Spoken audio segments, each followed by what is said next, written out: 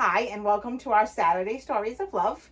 Today, as usual, with me is Sophia and Lucy. How you doing today, Lucy?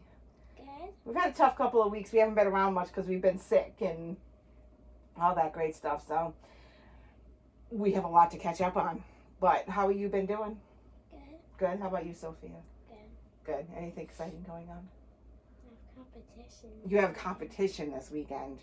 So for everybody who does not know, Sophia has cheer competition on Saturday. So we got some busy weekend coming up. But otherwise today we're going to read a story that is called The Master's Pieces. And it is about how beautiful God has made us, no matter who we are, what we look like. So hopefully at the end of the story, we'll see what Lucy and Sophia think of how beautiful God's creations are. Sound good? All right, perfect. Not long ago, Penelope's class boarded a school bus for a field trip. Mrs. Yarmush wouldn't tell the class where they were going. Instead, she typed in the destination on the autobus controls and took her seat. It wasn't until the autobus pulled up to the art museum that Penelope's friend Silas let out a groan. No wonder she wouldn't tell us where we were going. No one would have gotten on the bus, he complained, except for you. He was right. Penelope shrieked for joy. She loved art, the old stuff from history and long ago and the new. Penelope smiled and leapt for joy as they climbed the steps. Even an hour into the tour, Penelope was excited for more. Their tour guide, Mrs. Gilroy, had led them through 3 exhibits already, but he now led them through the main attraction, a giant hall filled with sculptures on both sides. Colorful paintings decked the walls and digital pictures scrolled underneath their feet. Now we enter the Gary Oliver Drumwell wing. Drumwell is the world's most famous artist. His works were everywhere, and they are widely regarded as the most beautiful. You children are very lucky to see them. Penelope gaped at the beauty all around her. Even as Silas snuck a peek at his cell phone, other kids sighed and tried to stomp the animals into pictures at their feet. Mrs. Yarmush scolded them and stopped at the class for another lecture, giving Penelope a chance to walk onward, closer to the sculptures. Silas snuck alongside her. The first sculpture was a beautiful woman in a red dress, with a ponytail, a long nose, thick eyebrows, and she was pregnant. A young child clung to her side. The sculpture looked like the stone, but also shone like it was lit from the inside.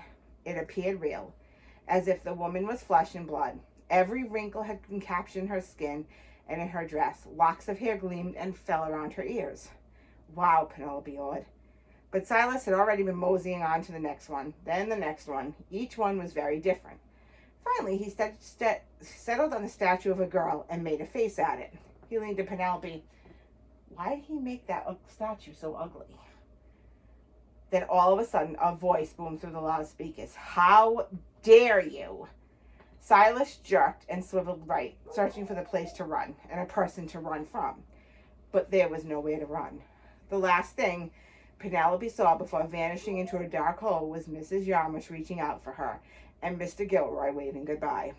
She fell and fell and fell through the trapdoor until she felt herself begin to slide down and around, twisting and twisting until the light revealed a giant room with vats of bubbling liquids, crates of woods and stones and metals, and walls of every tool she could imagine.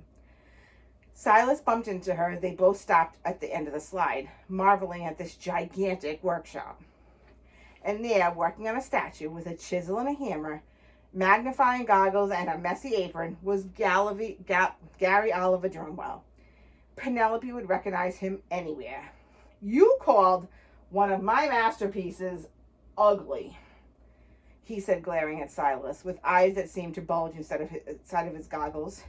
Silas stammered, well, I was just saying it was insulting. If you put down one of my beloved creations, it is putting me down. Do you know how much time and effort I put into each one of my works? Do you know how much I love each and every one? Silas glanced and shrugged. A lot? Gary laughed. It sounds like you need a real tour. Oh, please, Penelope begged giddily. Mr. Drumwell led them to the area brimming with rolls of papers and sketches and a giant mirror. This is where I imagine each and every one of my creations. The animals, the plants, the landscapes, and humans that I create start in as idea. And then I craft them, pondering each and every detail. Each and every one is unique and special to me. The artist grabbed a stack of papers and showed them to Silas. One of them were sketches after sketches of the girl Silas had called ugly. I designed her. That's how I wanted her. I had so many other options, but I chose to make her that way. It is what I wanted, what I thought was beautiful, and you called it ugly. Silas hung his head. Mr. Drumwell continued, taking them by the chemical vats and crates of stone, wood, and metal. I then start creating the piece, and every part of it is important. The inside, even though you don't see it, holds it all together. And sometimes, he held the flashlight up to a dreary gray statue. When the light hits it, it shone a brilliant golden orange, like a sunrise was inside of it. Sometimes the inside shines through. Penelope was in awe. Mr. Drumwell continued the tour, showing them how he crafted each statue, each painting, each creation with care and precision and love. Finally, I put my signature on each one. Mr. Drumwell handed Silas a pair of glasses and pointed at the statue's shoes. Silas hunched over and peered at the shoes until he gasped. It's your initials. The artist smiled. That's right. Now, if you look hard enough at your classmates, even without glasses, you'll see each and every one of them is God's masterpiece. He created each and every one of them with great care, and he loves them all dearly. I don't think he'd like to hear you call one of them ugly, would you? Silas gulped. No, sir. Good. Now you two better run back to your class, he said, pointing at the dark staircase. I've got work to do. So, if there was a museum with all the creations ever made, what would best creation be in it? All the creations, animals and people, and what would be the best creations? People? Anybody in particular? No, just people in general? So, now, what are some things you say to an artist about a beautiful work of art? Have you ever praised God for how he made you? What do you thank God for?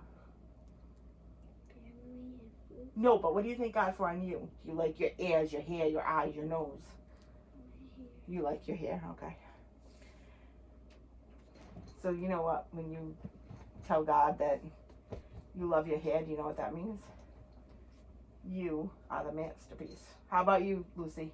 What do you tell God? What do you thank God for? My hair too. I think you've got pretty eyes. Yeah.